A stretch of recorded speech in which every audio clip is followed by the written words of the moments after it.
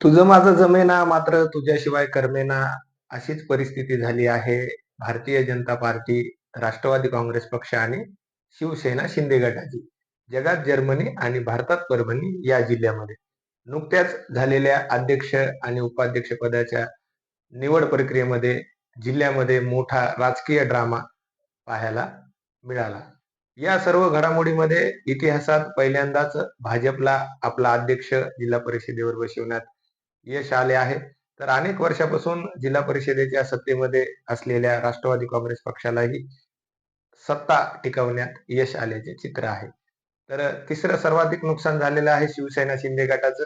त्यांचं तेलही गेलं आणि तूपही गेलं अशी अवस्था शिवसेना शिंदे गटाची झाली आहे.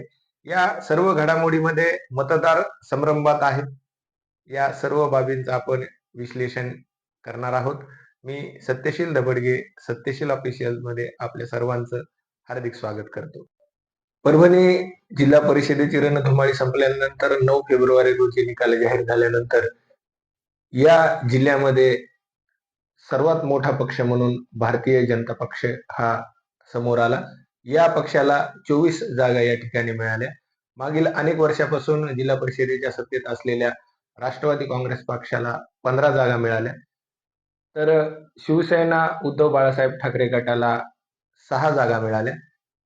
शिवसेना शिंदे गटाला 5, काँग्रेसला 3 तर एका जागेवर अपक्षाने मुसंडी मारल्याचे चित्र परभणी जिल्ह्यात दिसून आले. निकाल जाहीर झाल्यानंतर 9 फेब्रुवारी रोजी पालकमंत्री ज्या भाजपचे आहेत मेघना बोर्डीकर यांनी पत्रकारांशी संवाद साधताना असे सांगितले की शिवसेना शिंदे गटासोबत भाजप जाईल आणि अध्यक्ष उपाध्यक्ष निवड प्रक्रिया पूर्ण केली जाईल. पण या स्टेटमेंट नंतर परभणी जिल्ह्यामध्ये राजकीय उलथापालथ पाहायला मिळाली. राष्ट्रवादी काँग्रेस पक्षाचे आमदार राजेश विटेकर यांनी पुढाकार घेत भाजप विरहित आघाडी बनवण्याचा निर्णय त्यांनी घेतला आणि तसे पावलेही त्यांनी उचलायला सुरुवात केली. त्यांना निश्चितच विरोधी गटातील सर्व प्रमुख नेत्यांची मदत मिळाली. यामध्ये सर्व गणित जुळवत त्यांनी हॉटेल पॉलिटिक्स सुरू केली. या हॉटेल पॉलिटिक्समुळे भाजपमध्ये चिंतेचं वातावरण त्या ठिकाणी दिसून आलं. याचे पडसाद मुंबई येथे उमटले आणि शेवटच्या क्षणी हायकमांडने आलेली सत्ता हातातून जाऊ नये यासाठी पुढाकार घेतला आणि हायकमांडने ठरवल्यानंतर भाजपला अध्यक्षपद आणि राष्ट्रवादीला उपाध्यक्षपद देण्याचा निर्णय या ठिकाणी जाहीर झाला. या घडामोडी घडल्यानंतर निश्चितच शिंदे सेना जी शिवसेना आहे ती नाराज होणार असल्याचे दिसून येत होतं. कारण त्यांना भाजप सोबत गेले असते तर त्यांना उपाध्यक्षपद, एक सभापती आणि एक स्वीकृत सदस्य त्यांचा भाजप घेणार होती. मात्र ऐन वेळेला अध्यक्षपदाचा आमिषाला बळी पडून शिवसेना शिंदे गटाचं या ठिकाणी तेलही गेलं आणि तूपही गेलं अशी परिस्थिती जिल्ह्यामध्ये झाली आहे. या सर्व घडामोडीनंतर ज्या 18 मार्च रोजी निवड प्रक्रियेवर शिवसेना शिंदे गटाने बहिष्कार टाकून आपण विरोधी पक्षात बसू असं या ठिकाणी प्रसार माध्यमांना बोलताना त्यांनी सांगितलं. शिवसेना शिंदे गटाने अध्यक्ष आणि उपाध्यक्षाच्या निवडीनंतर पत्रकार परिषद घेत भारतीय जनता पार्टी आणि राष्ट्रवादी, विशेषतः राष्ट्रवादीचे आमदार राजेश विटेकर यांच्यावर आगडपाखड केली. राष्ट्रवादी काँग्रेसने आमच्या पाठीत खंजीर खुपसला तर भारतीय जनता पक्षाने आम्हाला धोका दिला असं प्रतिक्रिया शिवसेना शिंदे गटाचे संपर्क प्रमुख आनंद जाधव यांनी प्रसार माध्यमांना बोलताना दिली. यानंतर आम्ही विरोधी बाकावर बसू असंही त्यांनी स्पष्टच सांगितलं.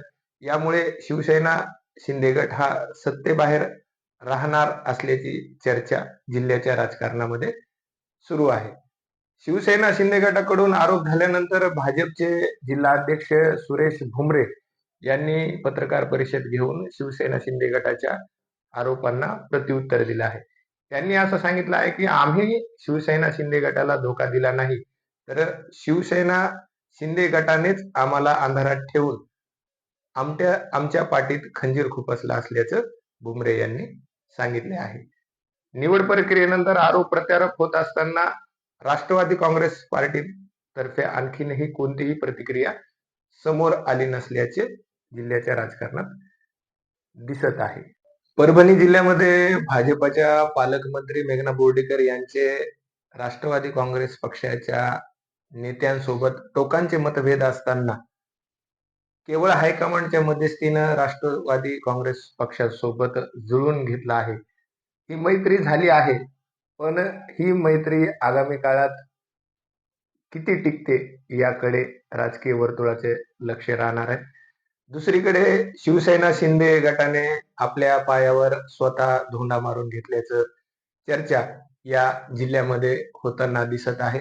तर आमदार राजेश विटेकर यांनी पॉवर गेम खेळत या ठिकाणी राष्ट्रवादीला जिल्हा परिषदेच्या सत्तेमध्ये टिकवून ठेवण्यासाठी यशस्वी प्रयत्न केलेले आहेत.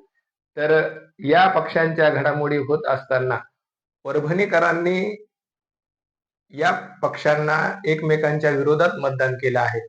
पण आज हे दोन्ही पक्ष जिल्हा परिषदेच्या सत्तेसाठी एकत्र आल्याने परभणीकर सुद्धा संभ्रमात असल्याचं चित्र या ठिकाणी दिसून येत आहे. युत्या आघाड्या यामुळे त्रस्त झालेला मतदार यापुढे अपेक्षित आणि अनपेक्षित निर्णय घेण्यासाठी सक्षम असेल असं मतदारांच्या चर्चेमध्ये दिसून येत आहे. मी सत्यशील दबडगे, सत्यशील ऑफिशियल साठी मानवत.